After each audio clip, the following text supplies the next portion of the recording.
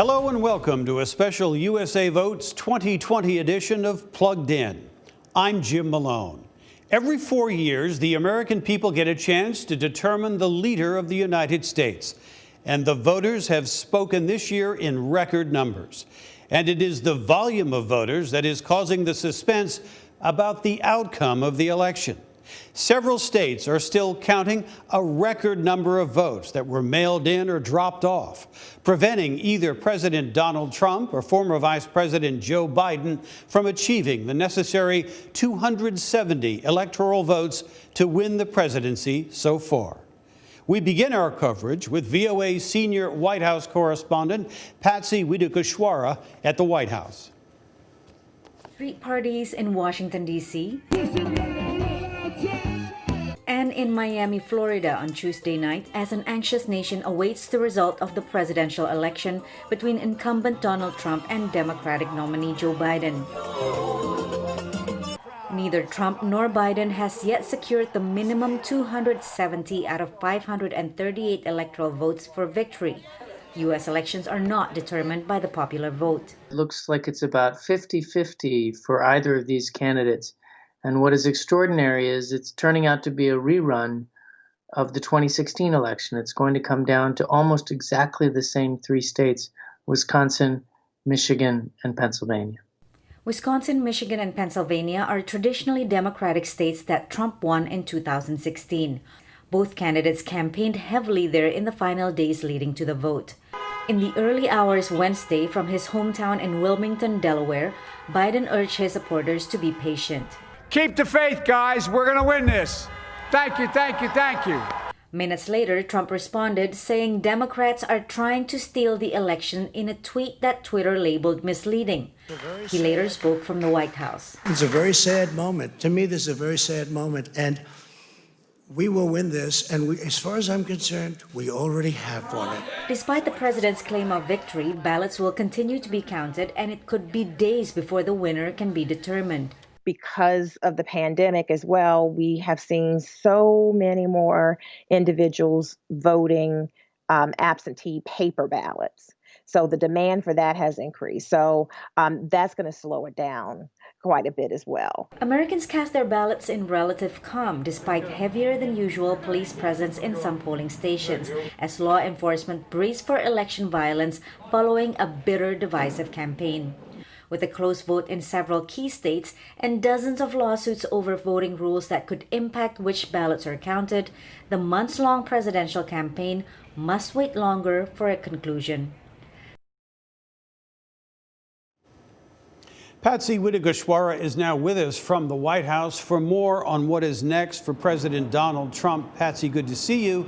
What's the latest from the Trump White House and the campaign? What are they saying? Because we're seeing Joe Biden making progress in some of these vote counts today.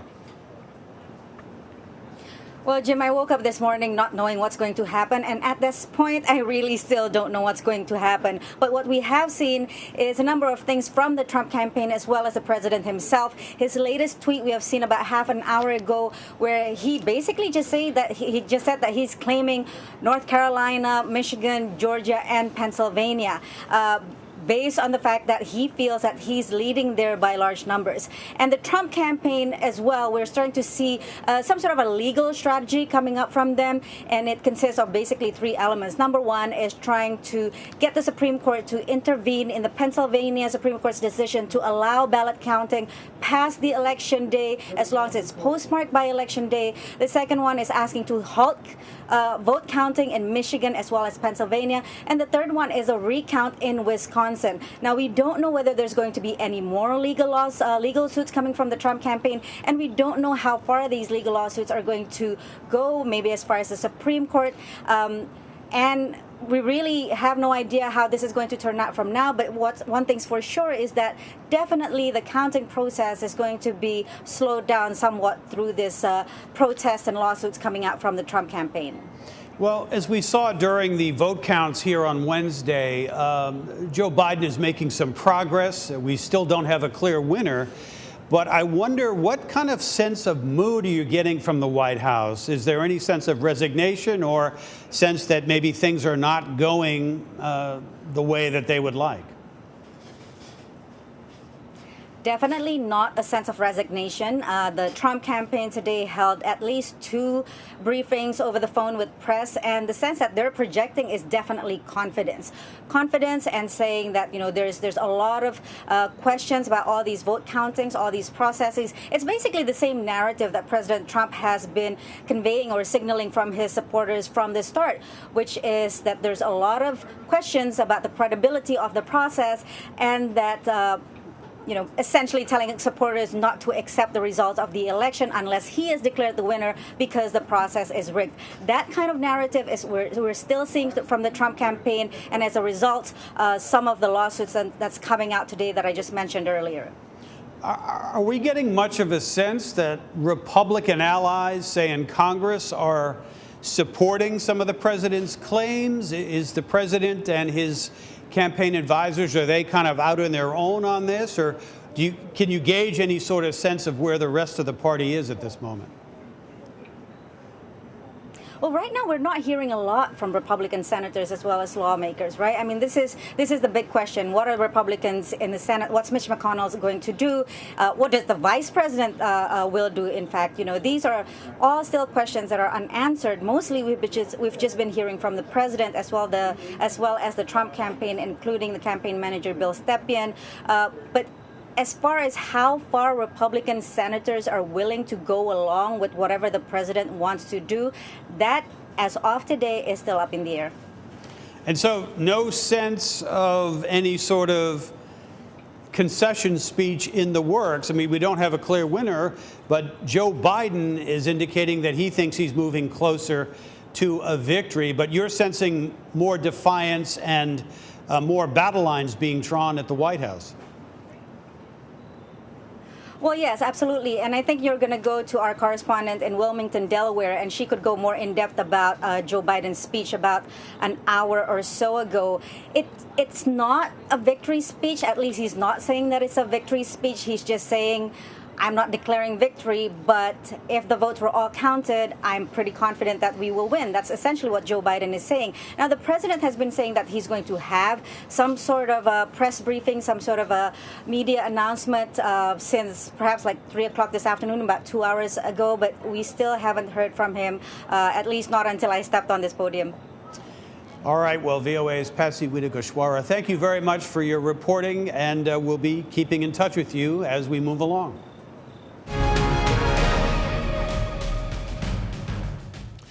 Throughout the pandemic, Joe Biden stuck to a strategy of setting an example by wearing a mask, holding live events with fewer people, and maintaining social distance. It was a strategy that has put him in the position to win the presidency. He told supporters to keep the faith and count every vote. And it's their will that determines who will be the president of the United States, and their will alone.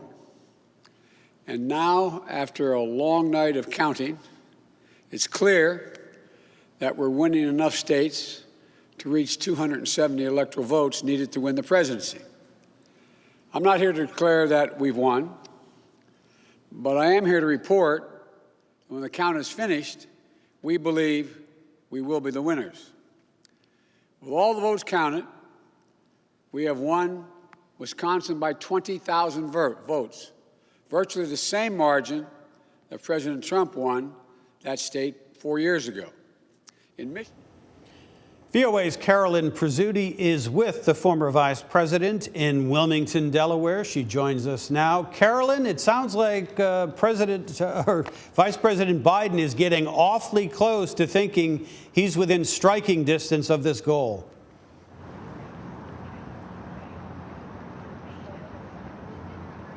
Absolutely. What a different tone we heard from him in that latest speech that he gave. Unlike the one election night, he was positive, he was upbeat. But in this more recent speech, he was more confident, if you will. And one pundit said that he was very presidential. He even invoked the preamble to the Constitution when he said, "We the people will not be silenced. We the people will not be bullied. We the people will not surrender." and of course those are the first few words in our Constitution. He truly spoke to those that hadn't voted for him too when he said, I will support all Americans, whether you voted for me or not. We don't have red states, we don't have blue states, we are the United States of America. So all those words, very patriotic, very presidential sounding from former Vice President Joe Biden. We saw today that more states have been called in Vice President Biden's favor, Michigan, Wisconsin. He seems to be carving out a path to get to that 270 electoral vote margin that he needs. What are you picking up from the campaign generally there as to how confident they are, how long a process we might still be looking at before all of this is resolved?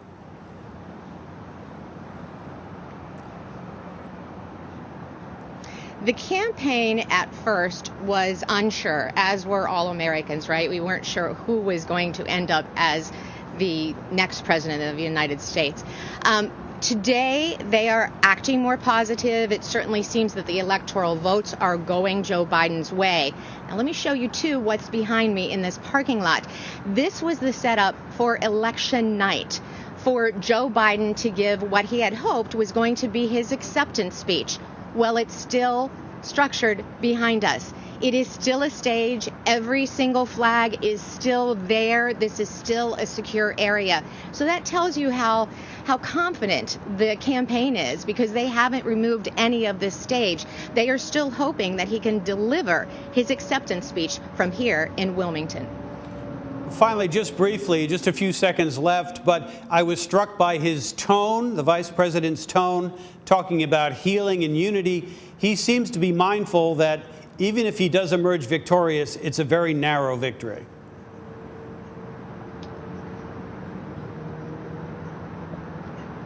Absolutely. He knows that he has to appeal to those who voted for him and those who didn't vote for him. And certainly we need that type of unity in this country so that we don't see any protests, no matter which man wins. VOA's Carolyn Prizzuti in Wilmington, Delaware, covering former Vice President Joe Biden. Thanks very much, Carolyn. Democrats not only hope to win the White House back, but they also the United States Senate, which has a major role in approving judges and Supreme Court justices, as we recently saw. Now, VOA congressional correspondent Catherine Gibson joins us from Capitol Hill with a look at the congressional races. Catherine, we know that every 2 years a new Congress is elected, all 435 members of the House, right. 1/3 of the Senate. Democrats had really had high hopes to retake a majority in the Senate, but it doesn't look like that's going to happen right now. That's right, Jim. And we always knew going into Election Day that control of the U.S. Senate was going to come down to a handful of key races across the country. Democrats needed to net gain 3 seats in the U.S. Senate if Joe Biden is elected president, and 4 seats net gain if Donald Trump is reelected as president. So you're not talking about big numbers here. But as we stand right now, we have a couple of incredibly close races across the country that are still too close to call. But even as those come in, we know that Democrats were not able to maintain some of the hold on some key states. They lost Montana. They did manage to flip Colorado, which has really more and more become a blue state in the past few presidential election cycles. But they had a big loss up in Maine with Susan Collins, who was able to keep that independent reputation as she voted against President Trump's Supreme Court nominee Amy Coney Barrett recently. And that was a big win for Republicans. They're going in feeling pretty good about some of the seats they've managed to maintain. Now, in the House of Representatives, the Democrats have the majority. Right. They were hoping to actually expand that majority, but what has happened so far? Yeah, that's right. House Speaker Nancy Pelosi came out the day before Election Day and was incredibly effusive about Democrats' chances. There was talk that they could have a net gain of anywhere from 5 to 10 seats. They would have this blue wave that would really cement their majority in the U.S. House of Representatives. And that really wasn't playing out in their favor on Election Day. There were some key bellwether races that House Democratic leadership told reporters to keep an eye on in Virginia, in Florida, and and they actually ended up losing those races. So they're feeling as though they didn't make those gains, they didn't get out the message that they needed to get out in this election when they were really going hard against President Donald Trump. I think that's going to cause a lot of soul searching among Democrats as they look to see where they didn't calibrate that message correctly for American voters. All right, VOA's Catherine Gibson, a lot of soul searching to come on Capitol Hill and for the rest of the country as well, I think. Thank you very much. Well, the second biggest headline out of the 2020 U.S. election is voter turnout. Not only will the U.S. set a record with a projected 160 million votes cast, but 67% of eligible voters cast a ballot. Now, that's the highest percentage since 1900. From Los Angeles, VOA's Mike O'Sullivan explains the forces driving voters to the polls. 4 more years of Donald Trump or a Joe Biden administration? More than 100 million Americans had already made their choice before Election Day in early voting and voting by mail. Amid a pandemic and ready for possible protests, tens of millions cast their ballots on Election Day. I'm very optimistic that things will go smoothly, given that we have strong, solid, well-organized democratic institutions in America. In community centers, churches, and at this Los Angeles mosque, people voted. It's important that we exercise our right to vote because that's our way of putting in our voice to change what's going on if we don't like what's going on, or just to have some type of impact. A Biden supporter, she says she voted for change. So did this man, motivated by Black Lives Matter protests. Here in the last year, there's been an awakening in our country to really pay attention to the nuances of social injustice and prejudice. This is a critical election, says another voter who thinks the country is already on course. I'm here to vote to make America great again. I'm here to choose who's going to be leading our country and what can I do for my country. Others agree the United States is doing well under Trump. I love that the president wants America to be first, and I just believe that the Republicans are on the right side. This immigrant, however, says the nation has become xenophobic under Trump. We are all immigrants, and that's what makes this country great, all of us. And the policy, if it continues, this country will end up living inside a wall, and that we cannot afford. There are worries that the candidates and voters may not accept results of a close election. I think that ultimately the country needs to, own the outcome and come together and unite and accept the results either way. Final results could be days or weeks away. Election rules vary around the country, notes a Virginia election official. We'll have some partial results today. We won't have, because people still have until Friday to get their ballots back to us by mail. In Pennsylvania, Biden voter Beth Jobson says the important thing is for every vote to count. I just pray that they let every vote be counted. We don't have to go to craziness. Let it be counted, and then let's have a conversation.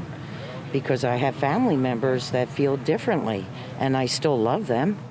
Will the tally go smoothly, and will both parties accept the results? Americans and the world are waiting and watching. Mike O'Sullivan, VOA News, Los Angeles. With a record number of votes cast this year, there are numerous trends that shape the outcome of the election. Larry Sabato is a professor of politics and founder of the Center for Politics at the University of Virginia. His newsletter, Sabato's Crystal Ball, is a must-read for followers of American politics. Larry joins us via Skype from Charlottesville, Virginia. Larry, great to see you. Thanks for coming on the show. And give me your take of where we stand in terms of the vote count and where we are in this process of choosing our president. After 2016, we all said that we would be cautious and patient. And by and large, we have been. And so I'm not going to tell you that X will win or Y will win. I would just say right now, you would rather be Joe Biden than Donald Trump. If you look at what has not been called, but who's ahead, Biden has a pretty good chance in Arizona, pretty good chance in Nevada, and at least 50-50 in Pennsylvania, probably 45% or so chance in Georgia. So you start putting all these together and you realize it isn't that difficult for him to get to 270. He's reasonably close already. He's above 250. Although if President Trump swept most of the remaining states and districts that are still open, he could also get there. But you'd have to put a little bit more money on Biden at the moment. Yeah, I was going to ask you if there is still a path for President Trump, and you sort of outlined how that could happen. At the White House, they're also talking about legal action and perhaps a recount in some states. Do you see that extending things out a while? What could be the outcome of all of that? Oh, we all knew, regardless of what the vote showed, that we'd have a legal dimension to this election. That's unavoidable. But, you have to have compelling reasons for a court to intervene. And people say, well, they didn't have it for Bush v. Gore. No, actually, they did. There was a deadlock in Florida. The legislature was getting ready to send its own slate of electors through. And so one way or another, the next president was probably going to be appointed by the Florida legislature or by the Supreme Court. This is a very different situation. I don't think, based on what we know now, that there is enough justification for courts to intervene in a way that would change the outcome. No matter who's ultimately the winner, they're going to have a very difficult job trying to bring the country together, trying to soothe the hurt feelings of the other side. We saw this 20 years ago with the 2000 election. Even 4 years ago, Democrats were very upset. A lot of challenges ahead, wouldn't you say?